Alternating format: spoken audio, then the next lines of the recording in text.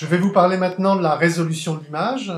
Sur cette image qui a été faite avec un appareil photo numérique, on peut constater sa résolution ici au menu Images, taille de l'image. On voit que cette image a été prise avec un appareil photo qui fait 12 mégapixels, puisque l'on a 4000 pixels de large et 3000 pixels de haut, ce qui fait 12 millions de pixels.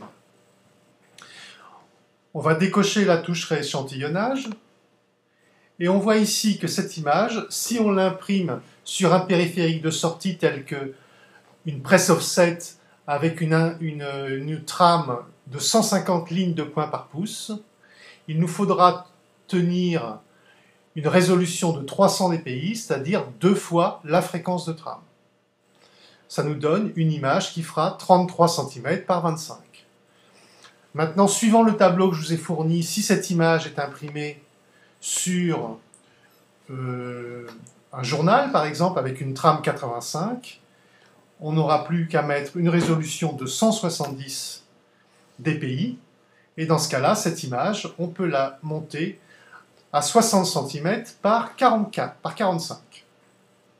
On peut ici cocher la touche rééchantillonnage si on veut imprimer cette image plus petite. Vous voyez que si par exemple je veux faire de cette image une image qui ferait 10 cm de large par 7,5 de haut, cette image qui auparavant faisait 34 mégaoctets, elle ne fera plus que 983 kilooctets, donc à peine un mégaoctet.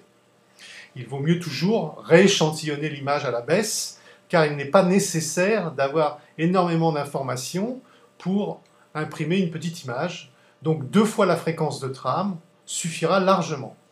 Maintenant, si cette image, je veux au contraire l'imprimer très très grande sur une affiche en trame 150, et que je veux en faire par exemple une image qui ferait 40 cm par 30, vous voyez qu'ici, à ce niveau-là, cette image qui auparavant faisait 34 mégaoctets, elle devient 48 mégaoctets. Cette image qui faisait 4000 par 3000 pixels, elle fait 4700 par 3500. On s'accorde d'agrandir, de rééchantillonner à la hausse jusqu'à environ 120% de la taille de l'image. Donc on se limitera à 120%, sinon on va pixeliser l'image.